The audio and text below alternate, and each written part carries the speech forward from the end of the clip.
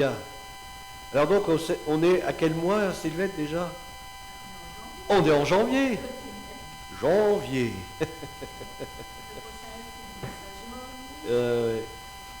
Rue Boliveau, c'est ça? Voilà, donc comme on est en janvier, alors on voit un peu, on renouvelle un peu la vision de l'Église, comment les choses se sont passées. Je crois que c'est important de remettre un petit peu à l'actualité la vision de l'Église de l'Île-sur-le-Doubs. Alors il faut savoir qu'avant qu'on implante l'Église ici, avant qu'on vienne même faire les réunions au restaurant Les Gentianes ici à l'Île-sur-le-Doubs, eh bien on avait prié, donc avec le CEP de Porrentruy, puisque j'étais donc ancien au CEP, à l'église Le CEP à Porrentruy, on avait prié pendant un bon moment pour avoir une direction de Dieu, une vision de Dieu, des choses bien précises, si on ne fait pas les choses comme ça parce qu'on a envie ou parce qu'on est à la retraite, mais c'est vraiment une direction du Seigneur. Et puis là j'ai eu une vision pendant la prière, j'ai une vision d'un arbre. Et puis c'était assez étrange parce que l'arbre que j'ai vu en vision, je voyais aussi ses racines.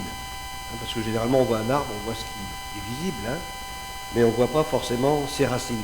Et là en vision, j'ai eu l'arbre et ses racines. Et j'ai compris que le Seigneur il désirait qu'on puisse faire quelque chose qui soit quelque chose de durable, quelque chose qui soit fondé, enraciné, afin qu'il puisse porter du fruit et se développer. Donc ce n'était pas quelque chose qui durait un temps ou quelques années, mais c'est quelque chose qui est pour durer. Alléluia.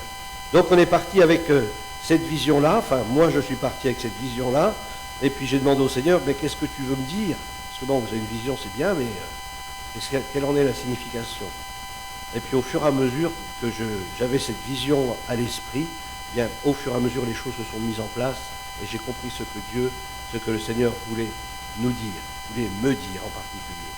Alors tout d'abord, bon c'est dommage, je ne peux pas la mettre sur l'écran. Enfin, j'aurais peut-être pu, mais enfin, je pense que vous l'avez déjà vu pour certains. Alors, cette vision de cet arbre, j'ai relevé donc deux textes de la parole de Dieu pour préciser un peu pourquoi cette vision. Tout d'abord, dans le psaume 1er. Vous connaissez le psaume 1er? Psaume 1, versets 1 à 3.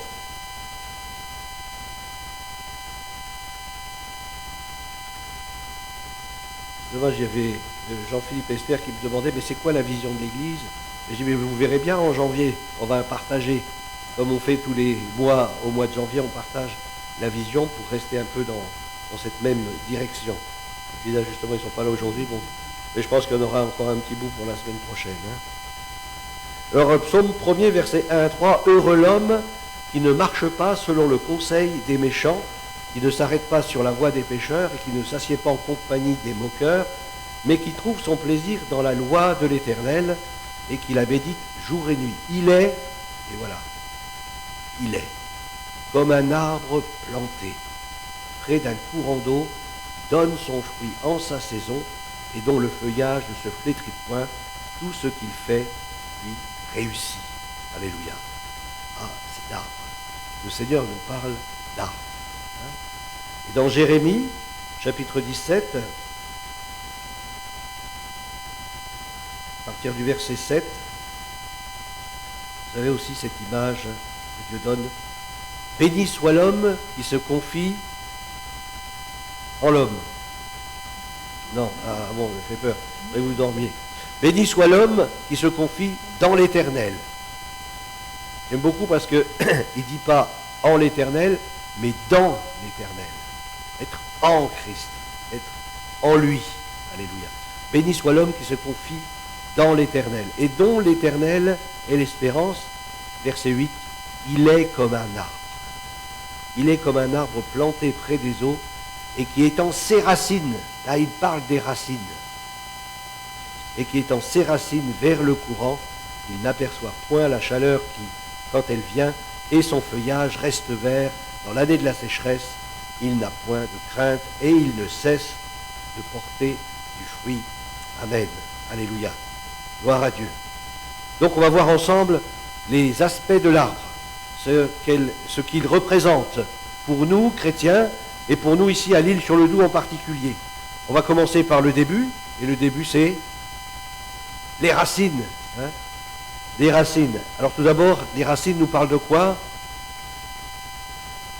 Plonger ses racines. Voilà. On cherche les courants d'eau, on cherche ce qui est solide. Voilà, les racines, c'est le fondement. Et on peut lire dans Matthieu 28, versets 19 à 20. Matthieu 28, verset 19. Allez, faites de toutes les nations. Ça, c'est important. Ça, c'est le fondement, c'est l'appel de l'Église. L'appel que le Seigneur, il adresse à l'Église. Il ne nous dit pas autre chose. Hein. Il ne nous dit pas, occupez-vous plutôt, par exemple, des voyageurs, occupez-vous plutôt du peuple d'Israël, Non, non, par tout le monde. Par tout le monde. Se laisser conduire par le Saint-Esprit dans les œuvres que lui, il a préparées à l'avance, et c'est une œuvre pour le salut. C'est le salut qui est le plus important. Hein? Ça, c'est tellement important, le salut. Allez, faites de toutes les nations. Dieu sait qu'il y en a beaucoup des nations. Hein. Des disciples. Pas faire n'importe quoi. Hein. Pas faire simplement des gens qui ont une connaissance de Jésus ou qui ont fait une expérience de guérison. Ou, vous comprenez? Le Seigneur, il veut que ce soit beaucoup plus profond que cela. Hein. Il veut qu'on puisse en faire des disciples. Des disciples. Ça veut dire, qu'est-ce qu'un disciple? Le disciple, il accompagne un maître, et puis il écoute bien les paroles du maître, et puis il reproduit même sa gestuelle, etc. Enfin bref, le disciple, c'est quelqu'un qui est vraiment attaché au maître, et il le regarde vivre. Et nous avons besoin, eh bien, de faire des disciples. Ça veut dire combien notre conduite, elle doit être un exemple. Parce que si ils nous regardent, ils doivent voir en moi Jésus. Ils doivent reconnaître Jésus dans notre vie. Alors, pas seulement dans mes actions, mais aussi dans mes paroles, comment je parle, et ce qui sort de ma bouche doit être conforme à ce qui est écrit dans la parole de Dieu. Alors, c'est pour ça que c'est tellement important d'être déjà nous-mêmes des gens déjà adultes spirituellement. C'est-à-dire des gens qui sont nourris de la parole, qui viennent chercher auprès de Dieu les ressources, hein, comme cet arbre, avec ses racines, les ressources dont nous avons besoin pour pouvoir accompagner les autres, pour pouvoir communiquer des choses qui ne viennent pas de l'intelligence, mais qui viennent du ciel. Et nous sommes juste un intermédiaire, nous sommes juste des ambassadeurs. Nous partageons le message et nous voulons qu'ils deviennent aussi des disciples de Jésus-Christ. D'ailleurs, l'apôtre Paul lui-même le disait, moi-même aussi, disciple du Seigneur Jésus, un disciple. Et lui-même, eh bien, il amenait d'autres personnes à regarder comment lui, il vivait, parce que lui-même, il avait un modèle parfait, qui était Jésus. Et chacun d'entre nous, nous devons ressembler à ce modèle pour pouvoir faire réellement des disciples. Alors, comment faire des disciples? Vous avez la réponse, au verset 20. Enseignez-leur. Enseignez-leur. Donc, ce n'est pas simplement le côté sentimental, l'amour de Jésus à la croix, etc. Ça, je voudrais que ça soit bien clair. La parole est encore plus importante que le côté émotionnel. D'accord? Enseignez-leur. Enseignez. Vous savez, enseigner, c'est pas simplement dire quelques paroles. Hein. Enseigner, vous savez, un professeur, quand il enseigne, des fois, il répète souvent les mêmes choses pour que cela puisse rentrer bien dans le cœur, ça puisse être bien appris. Enseigner, c'est dans le but de les amener à apprendre et à recevoir. Vous savez, moi, j'ai des enseignements de l'école qui sont toujours dans mon esprit parce que le professeur m'a enseigné. Et nous devons aussi enseigner afin que ce qu'ils entendent de nous puisse rester dans leur cœur, que ce soit gravé par le Saint-Esprit dans leur cœur. Enseignez-leur à observer. Observer, ce n'est pas quelque chose de bénin. À observer, ça demande de la rigueur. Hein? Enseignez-leur à observer. C'est-à-dire que c'est tellement important qu'on parle du verbe observer, ça veut dire que c'est vraiment important, c'est précis, à observer, c'est tellement important. Enseignez-leur à observer ce que je vous ai prescrit. Et Dieu sait combien de choses la parole de Dieu est riche, de combien elle est riche en prescriptions. Et nous avons besoin de vivre la parole. Que la parole vive en nous. Et que nous puissions transmettre la parole vivante. Et voici, alors pourquoi qu'on se décourage dans ce commandement d'aller, de faire des disciples, de les enseigner. Au milieu de tout ça, il y a les baptisés.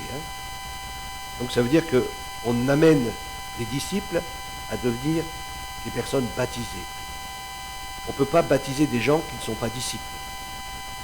Donc les gens, ils doivent recevoir un enseignement, même si c'est le b.a.-ba, il faut quand même qu'il y ait un b.a.-ba de la foi chrétienne qui soit comme un fondement dans le cœur, une expérience vivante avec Dieu et avec ce désir d'obéir au Seigneur en s'engageant dans les eaux du baptême. À observer et à enseigner les choses prescrites, nous avons besoin de la présence de Dieu. C'est pour ça que le Seigneur, il dit, et voici, je suis avec vous tous les jours. Ne t'inquiète pas, tu ne te sens pas à la hauteur, mais je suis avec toi. Je vais mettre dans ma bouche mes paroles. Je vais te communiquer ma vie pour que tu puisses communiquer aussi la vie à ceux qui t'entourent. Amen. Alors il y a donc cet aspect-là. Il y a la vie de l'esprit aussi dans les racines. On cherche l'eau. Éphésiens chapitre 5 verset 18. Alors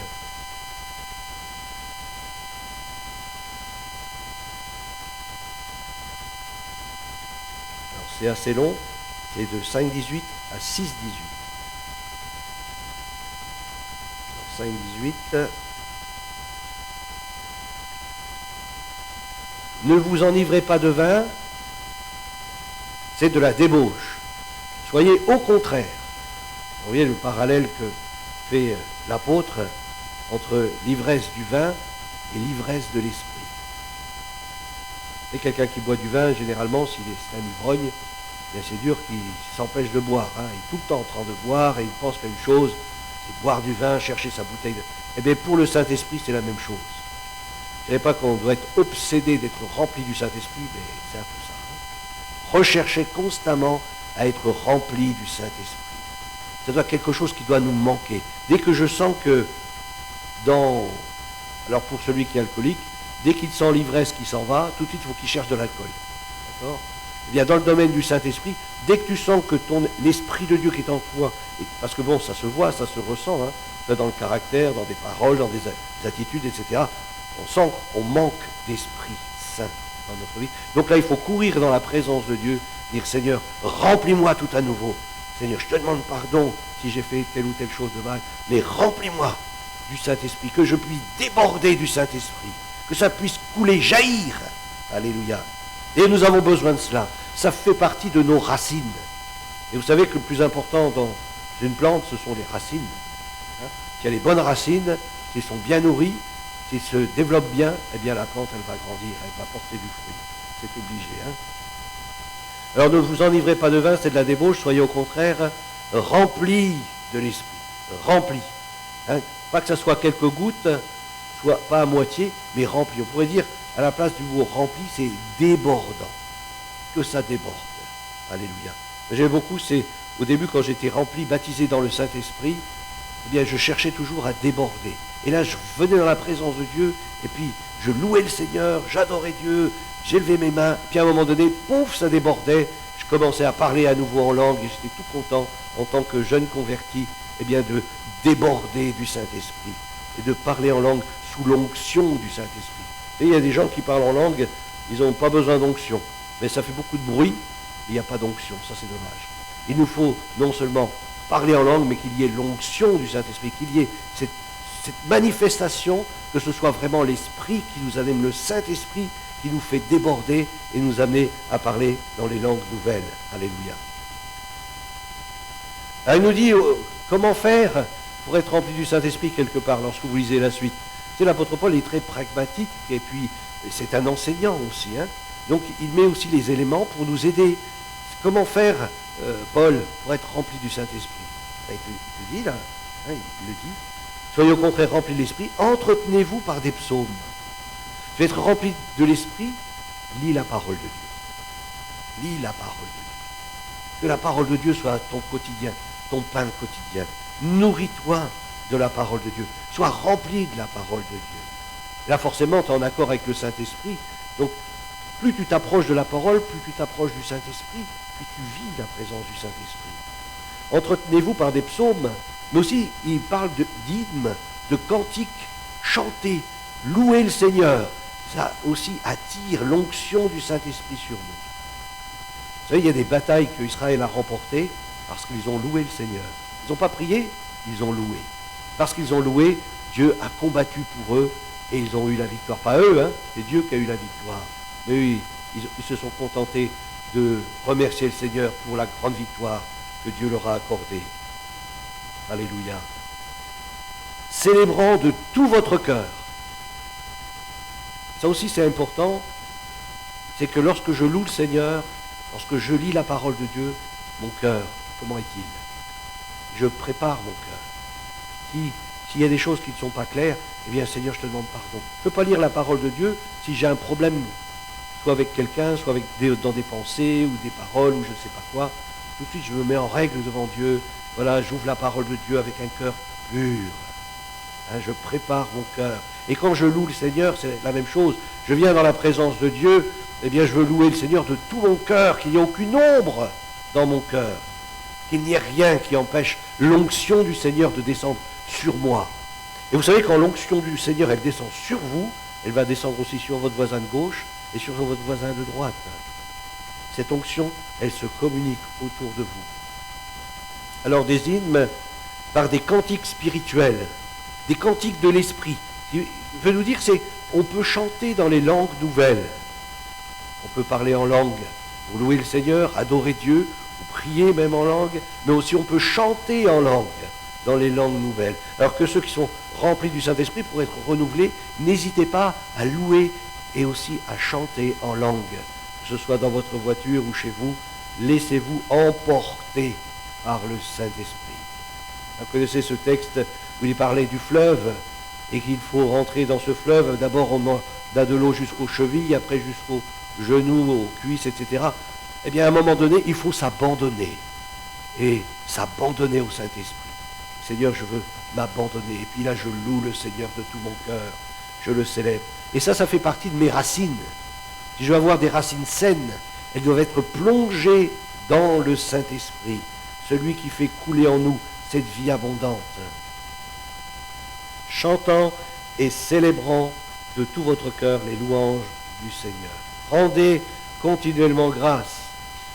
Vous voulez être rempli du Saint-Esprit? Alors je sais, des fois c'est difficile, il neige, il pleut, ça glisse. Mais rendez grâce à Dieu en toutes choses. Rendre grâce à Dieu en toutes choses. C'est une habitude qu'il nous faut prendre et c'est vrai que c'est pas facile. Surtout nous en France, on a toujours l'habitude de se plaindre. On le voit compter le nombre d'années où il n'y a pas eu de grève, je pense qu'il n'y en a aucune.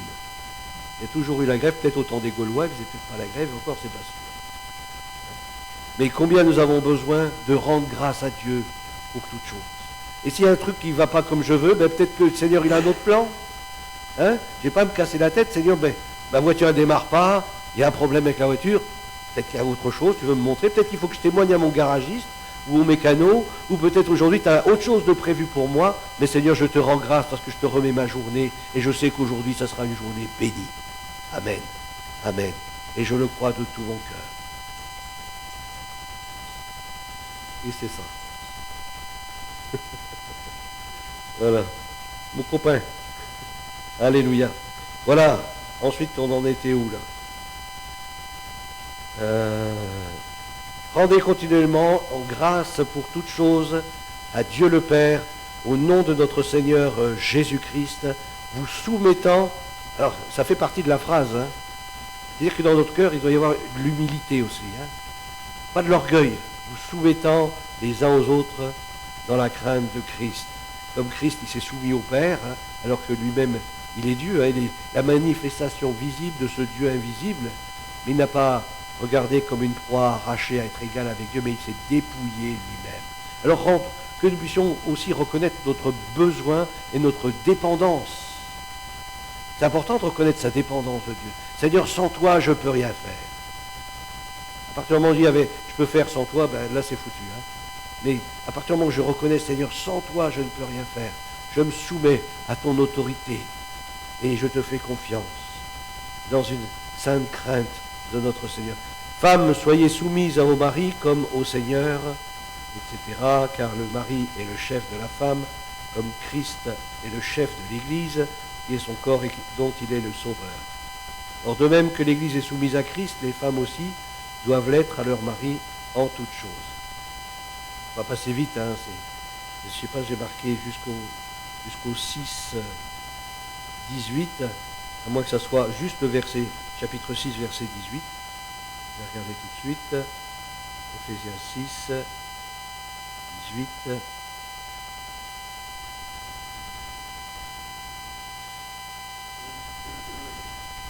Faites en tout temps par l'Esprit toutes sortes de prières et de supplications. Donc ça rejoint le texte qu'on a lu précédemment.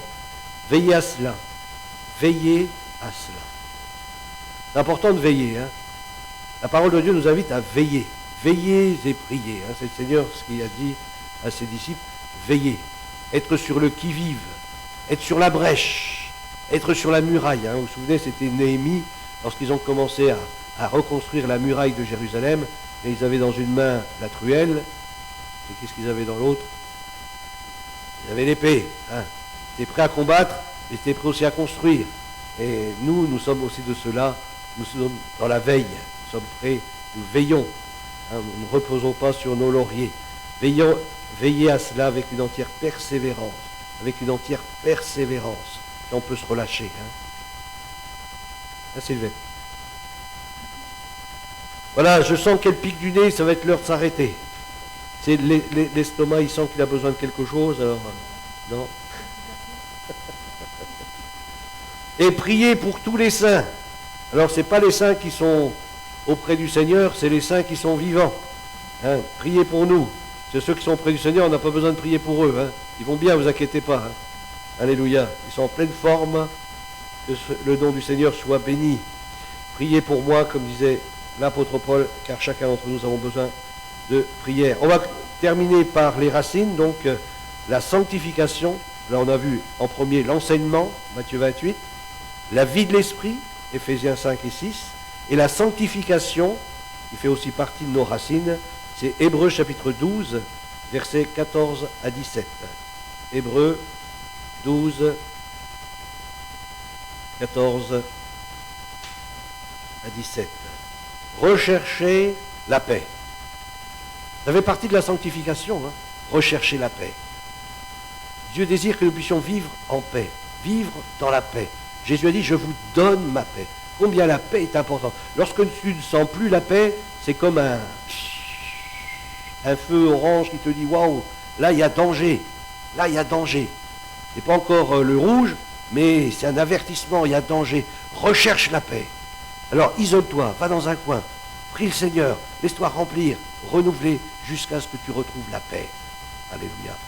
C'est lorsqu'il n'y a pas la paix, et on fait toutes sortes de bêtises, on se laisse emporter, soit dans nos paroles, soit dans nos actes, etc. Donc nous avons besoin de la paix du Seigneur pour grandir en lui. Grandir dans la paix de Dieu. Alléluia. Alors, recherchez la paix avec tous, pas seulement avec les frères et sœurs, aussi avec ceux que on n'aime pas forcément, alors qu'on devrait les aimer, parce que Dieu nous invite à aimer notre prochain comme nous-mêmes. Donc, recherchez la paix avec tous. Recherchez la paix, même si c'est à notre dépens. Et des fois, c'est à notre dépens. Et peu importe, la volonté de Dieu, c'est que nous puissions être dans la paix. Amen. Alléluia. Alors, rechercher la paix et la sanctification. La mise à part. Le désir de marcher dans la sainteté. Parce que le texte nous dit, sans laquelle personne ne verra le Seigneur. La sanctification doit faire partie de notre vie. Grandir dans la sainteté, porter encore plus de fruits. Désirer lui ressembler de plus en plus.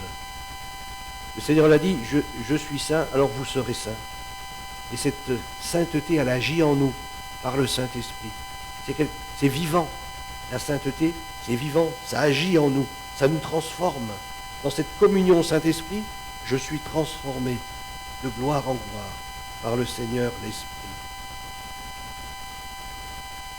Veillez à cela, veillez à ce que nul ne se prive de la grâce de Dieu. Ça, c'est peut-être pas facile à regarder autour de nous, nos frères et nos sœurs, peut-être, qui se privent de cette grâce de Dieu. Le cette grâce, de savoir que je suis pardonné, de savoir que je suis lavé, purifié par le sang de Jésus, de savoir que il y a le Saint-Esprit et que toi aussi tu peux bénéficier de cette onction du Saint-Esprit dans ta vie. Il nous faut veiller à ce que nul ne se prive de la grâce de Dieu et à ce qu'aucune racine d'amertume poussant des rejetons ne produise du trouble et que plusieurs n'en soient infectés. Vous savez, une infection, elle commence, et puis après on commence à avoir de la fièvre, et puis après, etc. Puis ça va, c'est graduel, hein. C'est quelque chose qui se développe.